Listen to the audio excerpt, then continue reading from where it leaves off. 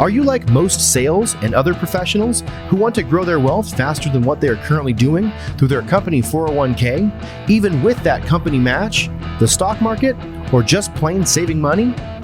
Would you sleep better at night if you had the financial freedom to be job optional in just 3 to 5 years through investing in real assets?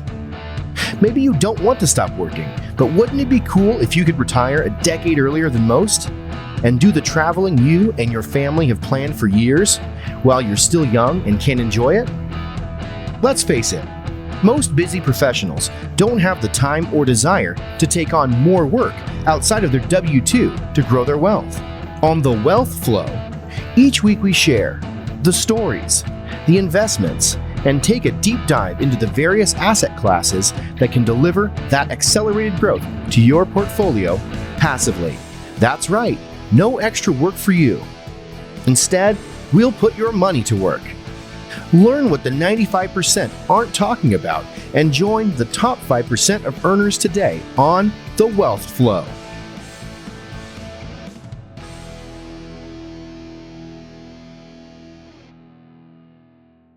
All right, welcome to The Wealth Flow. My guest today is Lauren Aumond. She is a real estate investor, a personal finance content creator in the Tampa Bay area, and she currently has 12 rentals, 13 on the way in the west coast of Florida, and she was able to leave her full-time job in 2023, which I know is a goal of many of the folks that listen to the show. So, Lauren, I'm looking forward to hearing about your story. Welcome to The Wealth Flow. Hey, Keith. Thank you so much for having me. I'm really happy to be here and excited to have this conversation today. Yeah, me too. If we could maybe just start with your background, where you grew up and, if you did something prior to investing in real estate, it'd be great to hear that, but then eventually what led you to real estate investing? Yeah, I grew up here in the Tampa Bay area, so I don't know if there's a word for those people who settle where they were born, but I'm one of those. I did take a 4-year detour in college, but I was just only in Gainesville, Florida, which is just a couple hours away. So I am a Gator. I've always been a little bit interested in personal finance and money.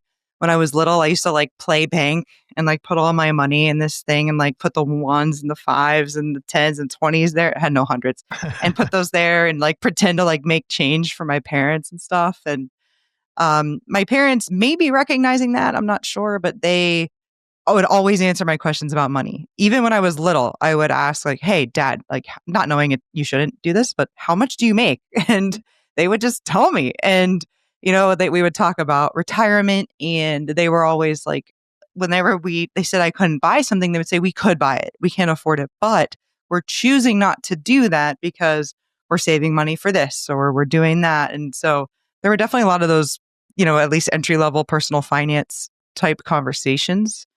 And when it came time to go to college, I knew I didn't want to be a doctor. That's not for me. I hate to laugh, but I would be so terrible at that for every single reason imaginable. I sort of wanted to be a lawyer. That was the only other thing I could really picture myself doing. So my dad set up some appointments with his lawyer friends and they all talked me out of it. And so then I was I would like to I was okay, what should I major in? And Dad's well, I'm only going to pay for your living expenses at college because I had scholarships for the tuition. I'm only going to do it if you do something worthwhile. And so he okayed business and he okayed finance. And so that's when I really got into, money, incomes, income, expenses, balance sheets, all of those things. And then I can pause there if you want, or I can keep going. Whatever. No, I think, keep going. I think, so you majored in finance and business finance? Sure did. Got 1B. So I have a 3.94 GPA from the University of Florida in finance. So you did well at it as well. So that's awesome. Pretty good. Yeah. Pretty good. School was easy for me. I'm one of those people where I just happen to fit really well into society's idea of how you should be educated. My brain works totally fine with studying and memorization and regurgitation and all of those things. I'm not really any smarter than anybody else. My brain just happens to work in a way where school really works out just fine for me. And so it was pretty easy. And then it was 2012 when I graduated, and sounds like a long time ago now, but especially seems like a long time ago, given the economy and the economic conditions that we've had since then. And a lot of people, and I've noticed this with my Adulting is Easy podcast, because some of my listeners are quite young, they don't remember how bad it can really get and how bad the economy can be and how many people can be getting their homes foreclosed on and being out of work and things like that. And in 2012, it was pretty bad. I don't think it was the bottom, but it was pretty close to it. And so I had a lot of actual trouble, even with that great GPA we just talked about, finding a job. And so I actually ended up as a manager at a Toys R Us store in my hometown of St. Petersburg, Florida.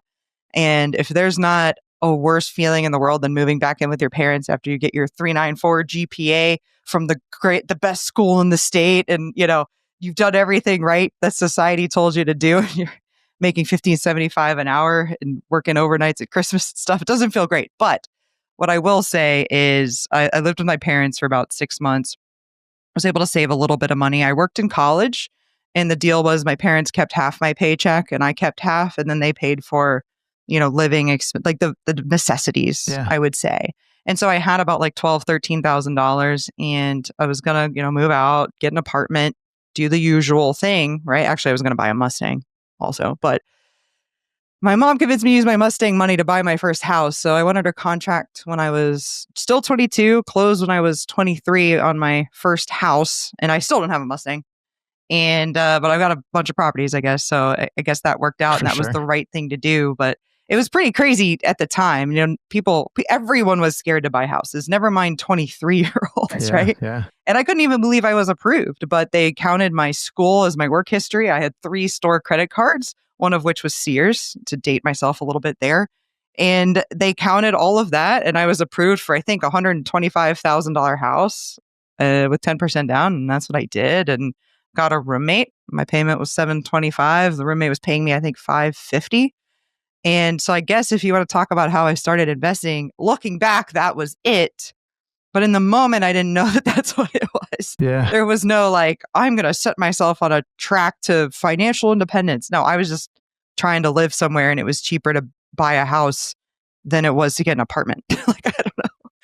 What was the motivation, you think? I mean, tell me a little bit more about your mom. I mean, I think that was good advice, and you're right. It being as young as you were, I don't know that would have been the advice, at least that many parents would have given right away. I mean, I think it's a smart thing to do for sure, to save that money and apply it towards something. But was there any real estate background with your mother and father that kind of helped put you on this course? A little bit. My mom bought her first house at 22 and her second house at 24. And that's it. Because then her and my dad got serious, and he was like, love that for you. Actually, his parents, they were dating when she bought her second house at 24. His parents, my grandparents, who had, I don't know, I think she told me she peaked at around 8 rentals. She just sold her last one off recently. They were in the rental game, and they got her a cake and threw her a little party for her first rental property, And then my dad was like, cool, happy for you. We're never doing that again. And so they had that one rental my whole life. They sold it to my brother a couple of years ago, and that's it. So yes, there was some real estate background, but that was where it ended. But she knew that home ownership had worked out really well for her.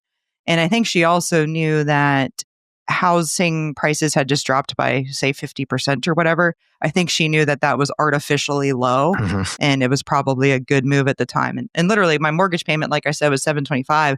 If I was going to split an apartment with my friend, a 2-bedroom, I think it was $800 or something. So, I had to do a little bit of work. Actually, my grandma gave me my inheritance early, which was $3,333.33. And I did the floors with that. And that was a big deal, Yeah. But it doesn't, looking back, I think some people think wow, that's amazing that you did that you had all this foresight. And that's 100% not how it was. It was trying to put a roof over my head and doing the best I can while I was making $28,000 a year. Yeah. Yeah. And you had a roommate. Do you remember what the roommate was paying at that time too? Right around $550. I think maybe he was paying $500. We were splitting utilities 50-50. I had lived with him in college. This is a friend of mine from high school, so it was very natural to just keep living with him. Yeah. And then when he moved out, I moved another guy, and I live better with guys. I don't know. And I moved another guy friend in, and he lived there, and he paid me $550, but that included utilities. Okay. And then I met my husband, and then he moved in with me, and then he split bills with me as well. We did 60-40. I paid more because I was a little older and making a little more. But Okay. yeah, so roommates all the way through. And then naturally I was like, cool, house hacking, right? This is great when you have somebody to help pay your mortgage. What do? Throw that all out the window, get a high paying sales job, buy a BMW, buy a house in the golf course community, do the normal life thing. But the one good thing I did when I took that little detour was I kept that first house. Yeah. And so I sort of was going to do the normal life thing. We were maxing out our 401ks, maxing out our Roth IRAs, going to retire at 65. And I did some math when I was like 29-ish. And I was like, oh man, we make good money, but like we can retire at like 60, which is early. I get it. But I was like, that's not early enough. Yeah. We got to make some changes. And then that's when I realized I had some equity in that property and I could start making some new moves. But it started great. And then I detoured a little bit and then went back to the real estate investing and house hacking journey after that. Yeah, that's cool. And did you know anything about house hacking? I know that's kind of a more, more recent term. Absolutely not. Nope. I just had a roommate. Yeah. I had a roommate in college. I had a roommate now. Yeah. Like, whatever. Exactly. And how long did you go where you bought the house in the golf course community and, had a good paying sales job and all that, but where you looked at it and said, wait a minute, how long before you kind of came to the realization that, hey, we might have actually stumbled upon something here with this real estate thing? Yeah, I also was very influenced by my dad, I think, where it's like you have one rental property in your main house and that's it. And that's like your life, right? It was 2012 when I bought the first rental property. And then I got the sales job worked at Toys R Us for a year, worked in accounting for a year. So 2014 is when I got into sales. Okay. And so I went from making $28,000 when I was like, say 23, 24 to making $65,000 at 20.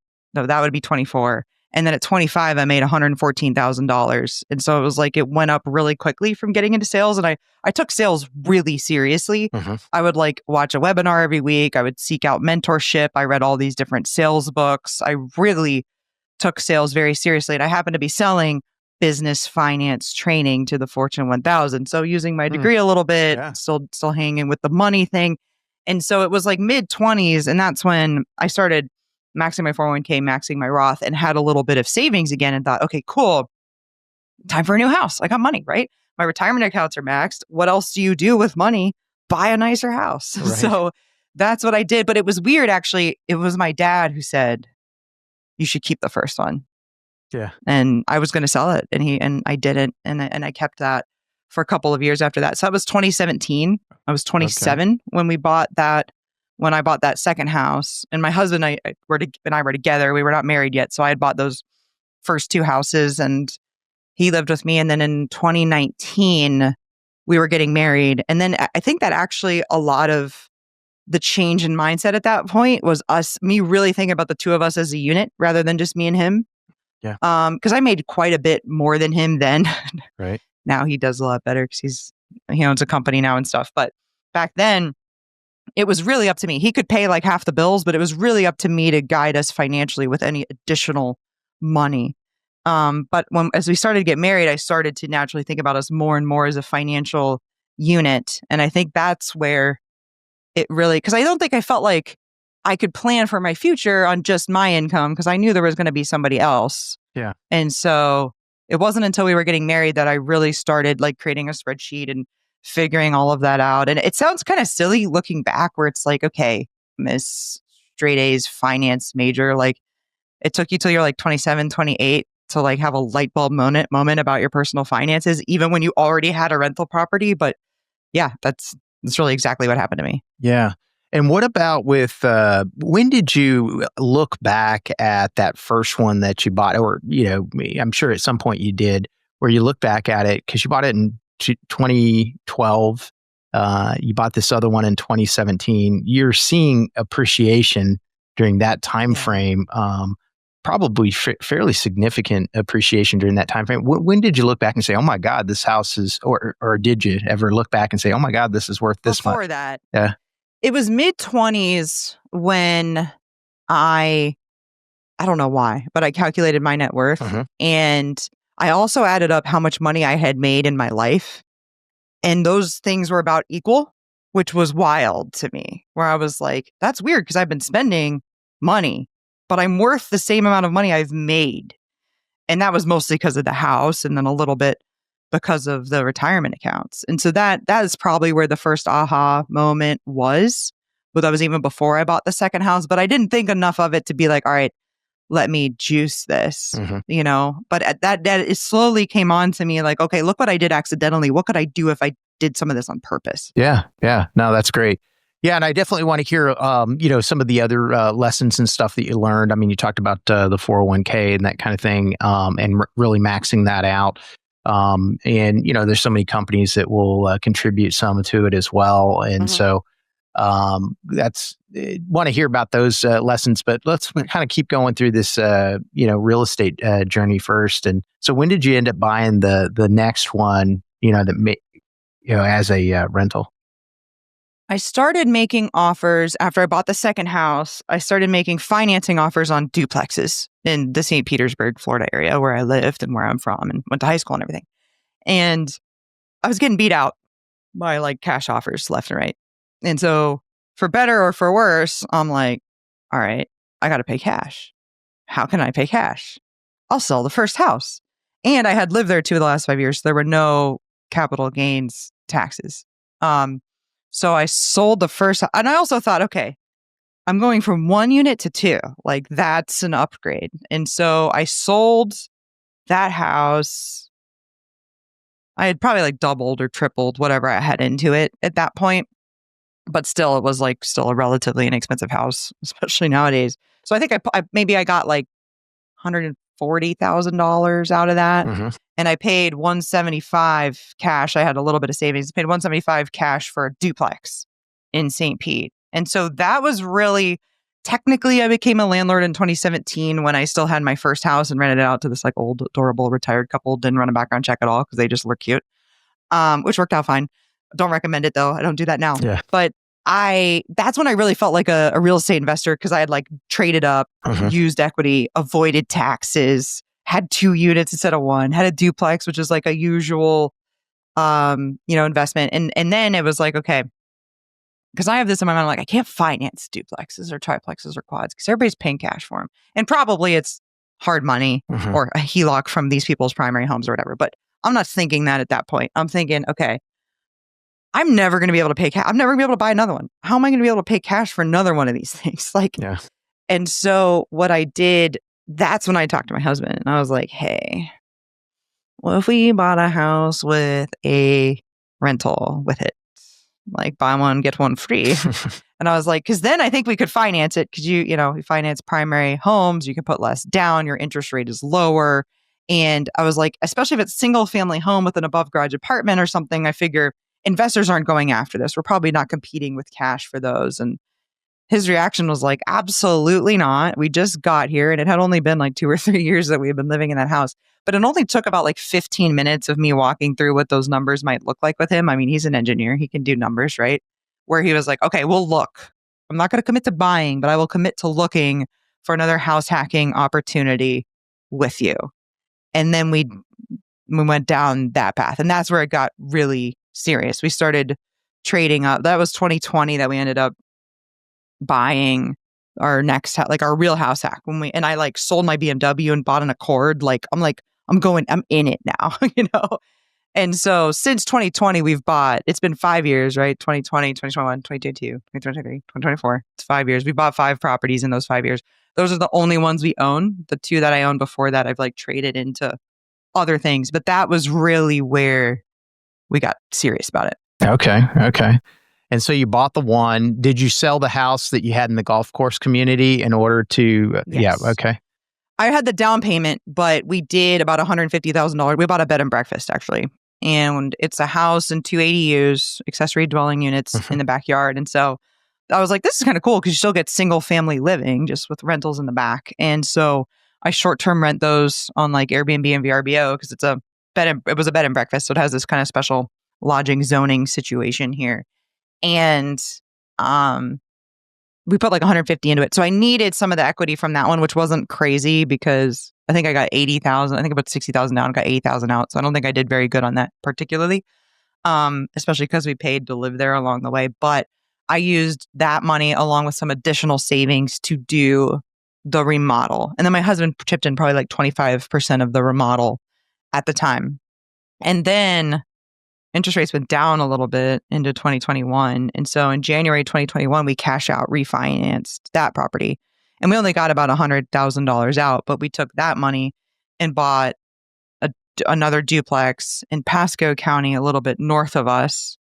And then this is all in the same year. And then we did a 1031 exchange of that duplex I paid cash for into a seller finance 6-unit apartment building. And that was pretty much all in 2021. So the cash out refi, buying a duplex and then buying a 6-unit apartment building. So, in a couple of years, it really went crazy. We didn't buy anything in 2022 because we bought the 6-unit apartment building in like December 2021. So 2022, we didn't buy anything. We bought another duplex in 2023, just with like savings.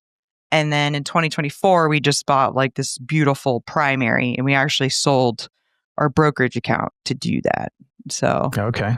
that's where we're at. Now I'm back to like just real estate and just my retirement accounts. Yeah. Our brokerage account became a down payment on a dream home. So Yeah. full circle. Here we are again. That's right. That's right.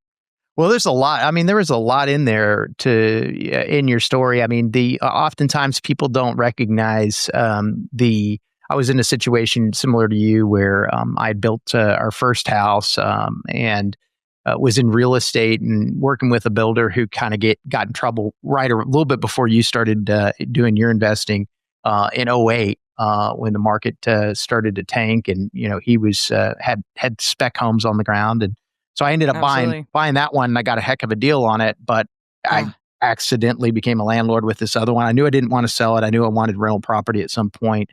But then after a little while, it had seen appreciation, and I was finding myself in that scenario where I've lived in it long enough, 2 years, and so had the ability to be able to sell it without any capital gains taxes. And so we ended up doing that. But a lot of folks don't recognize that you can do that, and that's certainly an easy way to kind of start to get that journey started. Yeah, I call it primary hacking. I don't know if that makes any sense, but it's like where you get your primary loan, live there for a little bit, then move, buy a new primary, you get another primary loan, but you get to keep the other one. Just because it becomes a rental doesn't mean you now have to put more money down or have a higher interest rate. You keep that mortgage. Yeah. I would change insurance, right? But then you get to do that. And like if you just keep doing that, even if people know about it, Keith, I think they don't want to do it. Moving is not fun. I've done it a lot. I've house hacked like 4 or 5 times in the last like a handful of years or whatever. It is hard. Moving's hard. Moving's not fun. And I'm sure it's a lot harder with kids, or pets, which I don't have. But I think that's part of it too, is it's not very comfortable. And so I think looking back, I just tried to get comfortable too quick. And I think I always tell this, my sister's 21, my cousins are all younger than me. And I really give them that advice. I tell them your first house should be a duplex. Yeah. Then you buy a second one and then keep the duplex. If that's all you ever do, that's fine. Or if you hate it, landlording, you hate having tenants, then get rid of the duplex. But at least try that, right? You don't have to go down the real estate path like I've done. You don't have to do 1031 exchanges. You don't have to trade up your equity. You don't have to house hack. You don't have to have short-term rentals and long-term rentals and do full gut remodels and cash out refis. You don't have to do all that, but at least have one. And that's the advice that I always give them. I also tell them to max out their 401k match. Yeah. I don't tell them to max their 401ks, which I did for a long time.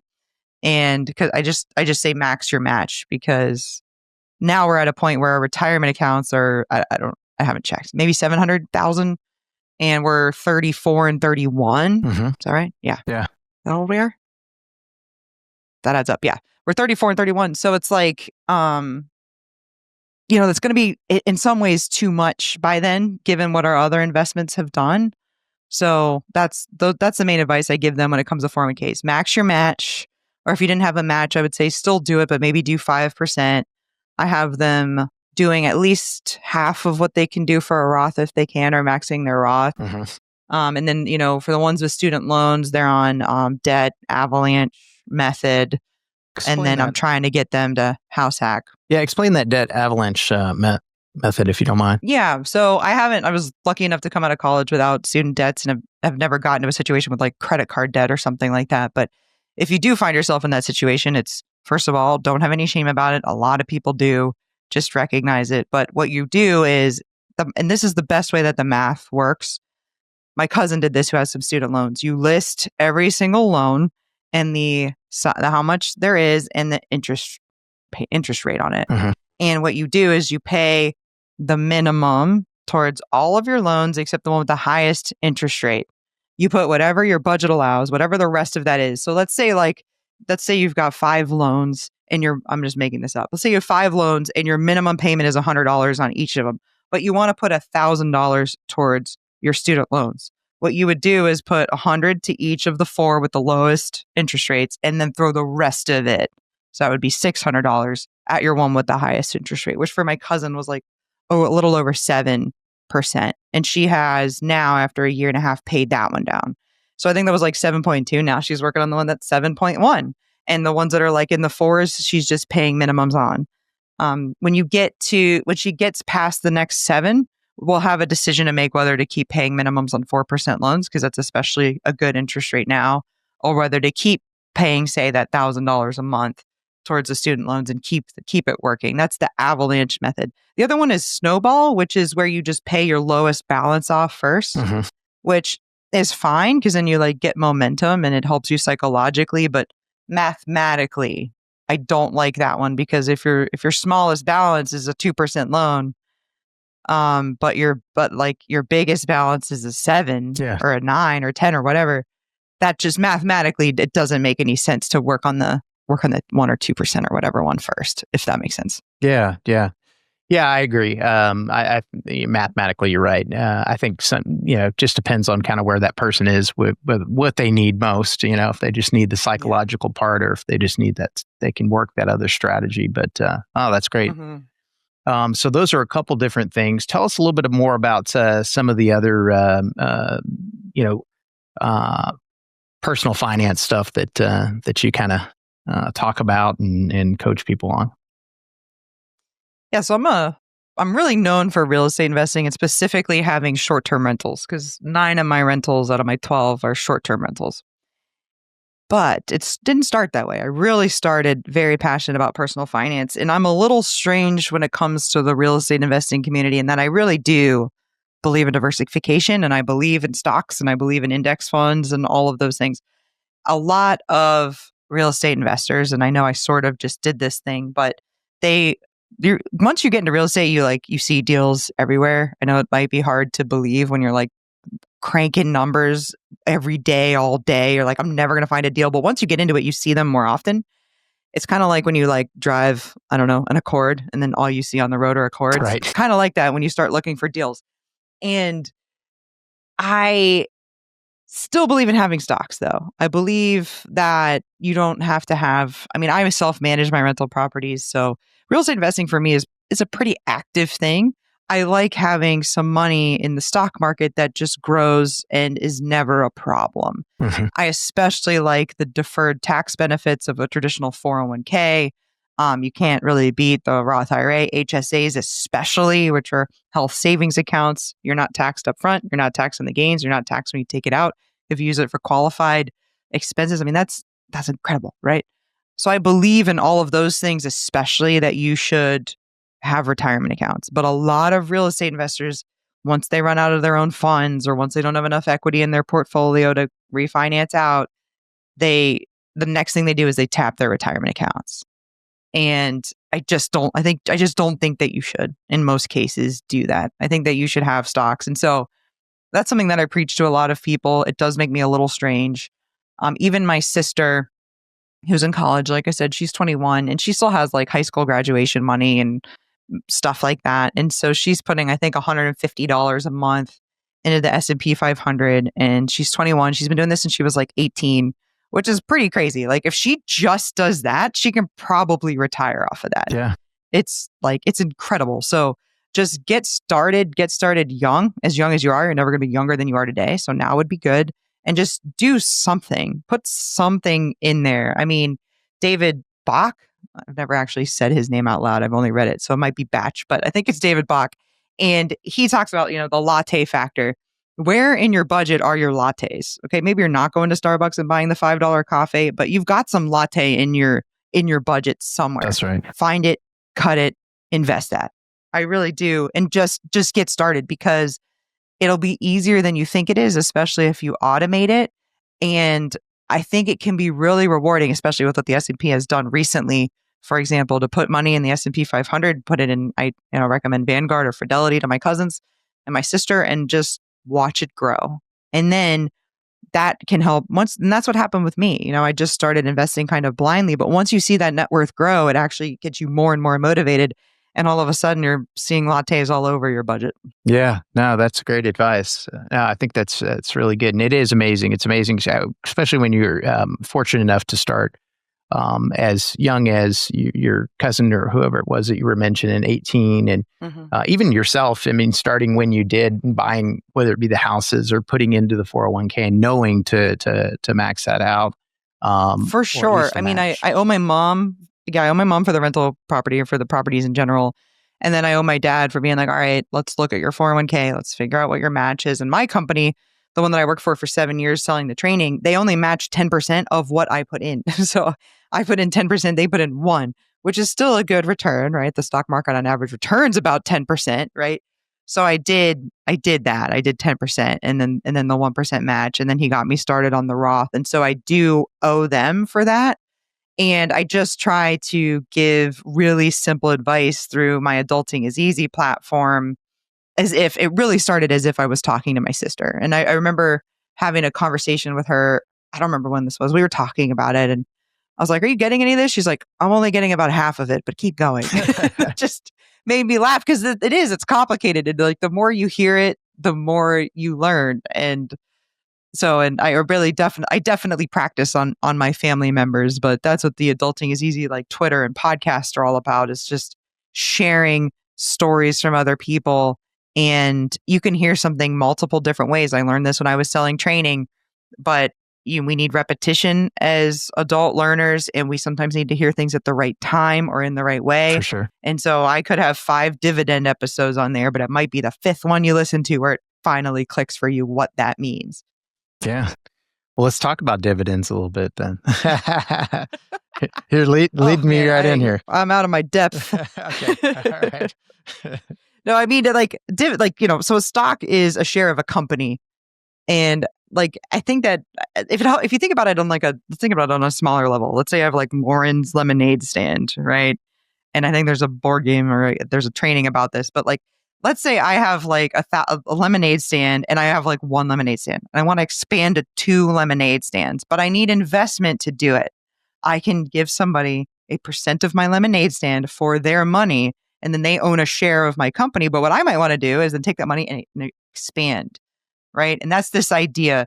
You are initially, when Apple or whoever sold their stock to the public, they needed that money to do something. It could just be make their founders rich. I think sometimes that's the only reason, but generally it's to, invest that money back into the company, right?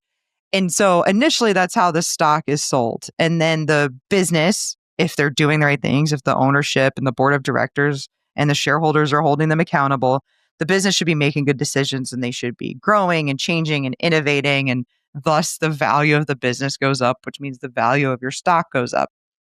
In some cases, maybe when the company isn't growing as much as it used to be, but they're still making good money, they start paying some of their profits out rather than investing it back in the business, rather than opening up all their metaphorical extra lemonade stands. They've got lemonade stands on every corner that they want, but they're still making extra money. And then they start paying what's called a dividend back to their shareholders. And in real estate, this would be the cash flow. This would be you take in your rent, you pay your mortgage and all of your expenses for the property of your cash flow. Dividends are kind of like that. And so a lot of dividend investors, and a good dividend yields like 2-3% from what I understand. I mean, there's more, but if you pay out too much, or how good of a company are you, right? You don't have any ideas for investment. Right. So dividends are just the company paying you a little bit of their profits, and they pay you as much as you have in shares. That's if you own individual shares. You can also own dividend paying ETFs or mutual funds. And I'm not an individual stocks person. I always say I pick my real estate. I don't pick my stocks. So I'm not going to invest in a real estate investment trust because I have enough real estate, and I'm not going to pick individual stocks. I'm going to do S&P 500 or broad market. I think I weirdly have some consumer staples somewhere, an energy fund. Honestly, when you're in your 20s and 30s, S&P or broad market is probably good enough. I don't know. I was trying to be cute a bunch of years ago, but yeah. So that's dividends and stocks. And if people are interested in individual stocks, I think that's great. I think you should start investing in index funds and invest in individual stocks sort of on the side as you're learning about it. But I am a full believer in having both real estate and stocks. The big difference, the big thing that makes real estate win from a return perspective, not from an active passive perspective, is the leverage. It's not, I mean, I don't know. You can tell me, Keith, but I don't know of if Chase Bank is going out there and I'm like, I don't see these stocks. I want to buy $1 million worth of these stocks, but I only have 250,000. Will you lend me the other 750,000 to buy these stocks? No. But they just did that for me on my primary home. And that's why real estate is pretty incredible. And if it's not your primary, it's even better, right? And the interest rates have been 2, 3, 4%. That's amazing. And so when you get appreciation, you're getting such a bigger return on your money because of the loan on it. But even still, I believe in stocks and having some passive part of your portfolio. Yeah, I agree. I agree with you on that as well. Maybe despite of myself and some of the decisions I'd like to make, where I'd like to pull out more money out of my 401k to just move it over to real estate.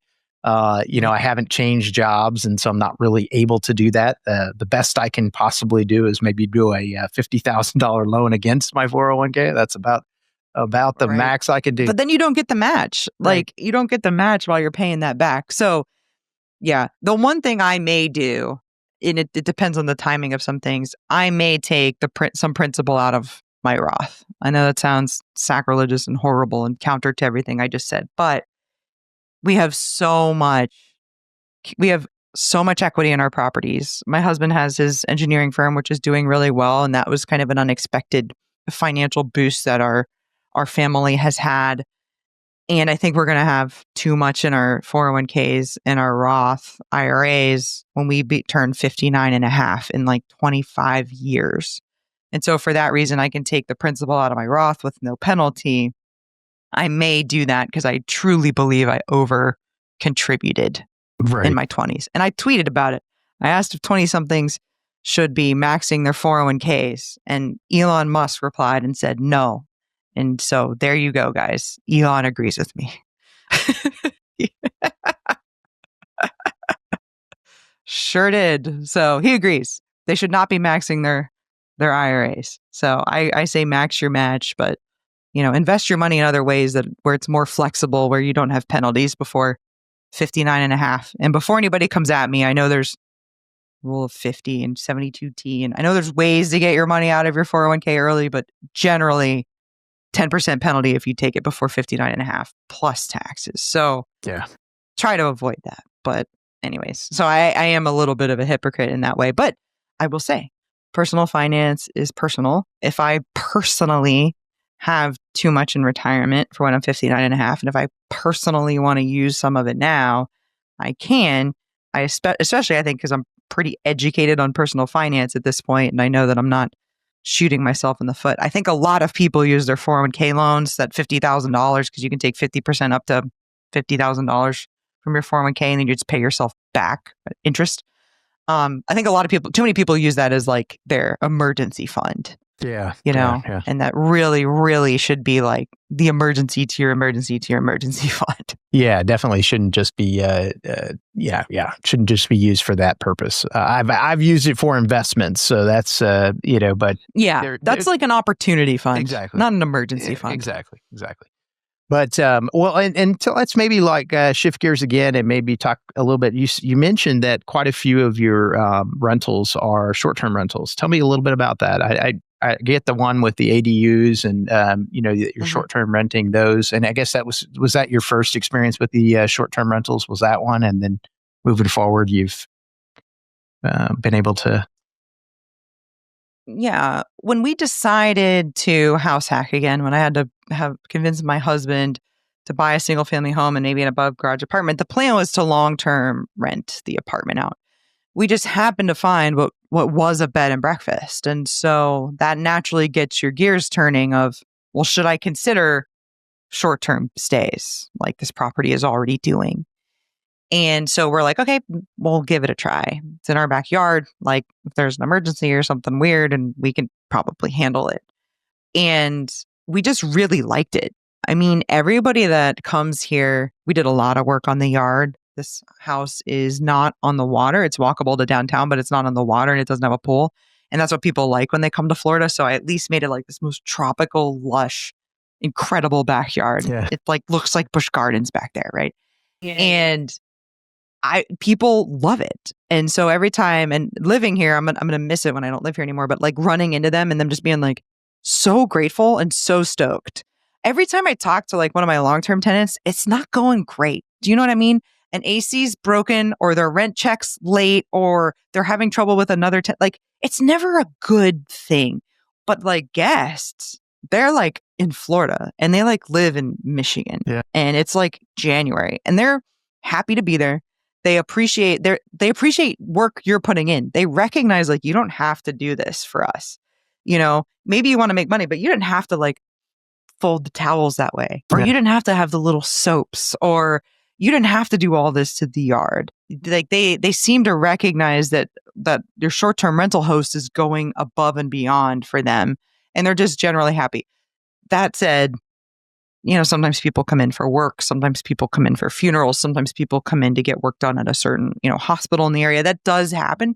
But for the most part, everybody's just really happy and really grateful. I mean, maybe between 1% and 3% of guests can be like a problem, but the ones that are happy and leave the great reviews and come back time after time make all of it worth it. And we got that taste of it, kind of like what I was saying about like buy a duplex, see if you like being a landlord. Yeah. We got the taste for short-term renting and we really liked it. And then we really were able to systematize it like crazy. I haven't systematized my long-term rental side as well. I just don't have as many of them and there's not as much stuff involved.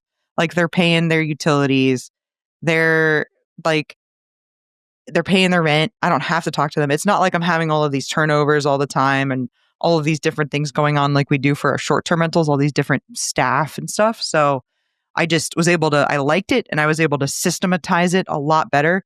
And that made it easier to scale than it would have been for long-term rentals, honestly.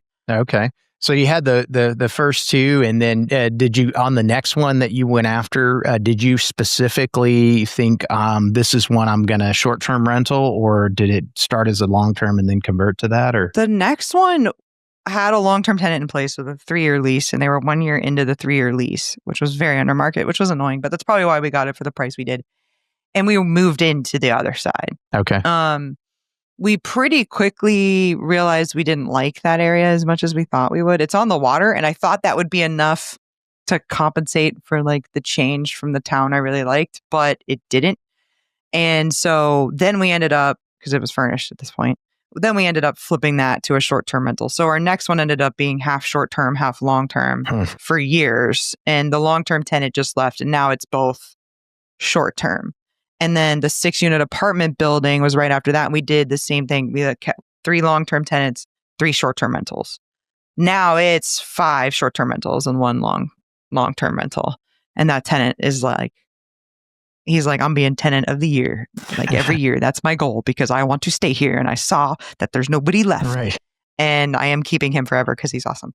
But he was late with rent by accident this month. But so I told him he's in trouble of losing his award. But anyway, and then we bought a duplex and we did both long-term there. Okay. So we kind of started 50-50 even in the individual buildings. And then we ended up really short-term heavy. So we tried to balance it back out with another both long-term duplex that we bought in 2023. And that we did go an adjustable loan on that. So it's 4875. We actually moved into that one too. Oh, I forgot about that. We moved into that one too while we fixed it up and like kind of house hacked that one. Yeah. And then we long-term rented both of those out. So it's a 4875 adjustable loan. It can go up as high as 9875, but that's after like 7 years. So we did that. So the payment there is like 27 and rent is like 4,000. So there's some good meat on that bone. Yeah. Even with buying in 2023, and we're comfortable that we'll be able to refinance in the next few years because the choices at the time were 4875 adjustable or 7.125 fixed. Right. And that was just such a big difference for 5 years that we decided to go with that. But even with all of that said, it would still cash flow in a few years, especially once it's more stabilized and rent goes up. And then now that we're leaving this property with the ADUs in the back, we're going to long-term rent the main house. So again, bring another long-term rental into the mix. So we'll be at 9 and 4 here shortly. I like the mix again with the diversification. Yeah, it's like a little bit of short-term rentals, a little bit of long-term rentals, a little bit of stocks, a little bit of engineering firm. And these are all right in the Tampa Bay area though. Pretty much, our apartment building is like in what we call Big Bend. Okay. Like in the Bend, where the hurricane hit last year. 7 feet of water in the downtown. But yeah, that's like 2.5 hours away. Okay. So everything is like within that drive. And that being 2.5 hours away, my uncle and my grandma live in the same county. Okay. They don't do a lot for me, but every now and then they help out with stuff. And then our cleaner, it being 5 units that she's cleaning, she's there all the time. And so she just in general, short-term rental cleaners they just naturally become so much more because they're there and they're your boots on the ground. And she's always happy to do little extra things here and there. And she's there like almost every single day anyways. And so it's actually not that hard to manage from 2.5 hours away. We try to go up there quarterly and do things like touch up paint, maintenance stuff like vacuuming out like the dryer lines or, getting new appliances delivered while we're staying in certain units or fixing a washer or dryer, just little things like that. Mm-hmm. So even though it's further away, 2.5 hours, it's not too bad from a management perspective. And the scale actually helps a lot. Yeah, for sure. What, just out of curiosity, you're managing those yourself. What program are you using? We use owner reservations or owner res for the property management software. I also have Price Labs for pricing and Remote Lock to automatically set the locks of the Schlage and codes. And then owner res does a lot of the automated communications to the cleaners and guests and things like that. And that keeps it as a single point of truth between VRBO, Airbnb, and we can take direct bookings and process payments through Stripe and all of that through that software. So cool. And then here, hold on. Let me tell you about my tech stack for my long-term rental. Yeah. They send me checks. Like it's that's all there is to it. That's funny. I got the same. They send me texts and checks. There you go. We only have one short-term rental, but all the same stuff that we're using as well. And it works for one. We didn't do it till we got number 3 and number 4. No, number 4 and number 5. Okay. And that is before that we just used everything native in the apps. But that's interesting. I'm glad to know it was worth it for one. I probably should have done it when I got the first 2. Ours is like 16 hours away. So I had to put systems in place, and it was our first one. And we were with intentions of buying another one at some point. Just haven't yet. Yep. So. Yeah. My friend has 2. And when she got her second one, we got her on owner res. Yeah. And all of that. Cool. Well, good to hear. Well, this has been pretty awesome, Lauren. I appreciate it. And I enjoyed hearing not only the personal finance stuff, but just your real estate journey. Love the mix of both the long-term and the short-term rental.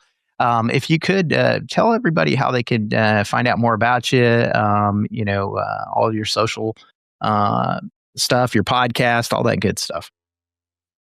Yeah, so I'm most active on social on Twitter, X, at Adulting is Easy. On Instagram, I'm Adulting is Easy Real. Me and my business partner, Alan Corey, run House Money Media. And so we have a real estate specific investing podcast, newsletter, and courses. if you're more interested in a lot of the personal finance stuff we talked about today, that podcast is called Adulting is Easy. Awesome. Okay. And then I've got 2 more questions for you if you have just another couple minutes. One of those would be what advice you'd give somebody who's just starting out in their investment journey. And I know we've already talked about it. This whole episode's been kind of advice for that, but anything specific that you would mention there? If homeownership appeals to you when you're starting out, I obviously suggest buying a duplex or buying a house with a mother-in-law suite or an above garage apartment or a basement apartment, or just buying a single family home and getting some roommates. That is my number one recommendation there. If your company offers a 401k match, you should definitely do that. Because if you think about it, that's a 100% return on your money. So those are the 2 things that I would focus on first. Then I would work on the Roth IRA, frankly. That's really good. That's after tax money, and then you're not taxed on that in retirement. I also think that you should increase your income. I know that's, personal finance is very focused on, and we've talked about it, cut the cable cord. Although I don't know that works anymore because you get 15 streaming services, but we're very focused on cutting expenses in personal finance. And I don't think we talk enough about increasing your income. Mm-hmm. Go back to school if you need to, get certifications, get mentors, take your job seriously, learn how to negotiate, switch jobs if you have to, but make more money. And that will allow you the flexibility to save more and invest more in other things like real estate or your brokerage account or, God forbid, crypto or something like that if you absolutely must. But that's kind of the things that I would tell people. And I do tell people that. Yeah, no, absolutely. I totally agree. That's great advice. And how about a book recommendation? It doesn't have to be personal finance or real estate related, but it certainly can be. Just something that you've read that's been impactful. Can I say more than one, or is it's got to be one? We can. Okay. So a book that I recommend a lot, and I've never seen not one other soul recommend it, is a book called Predictable Success.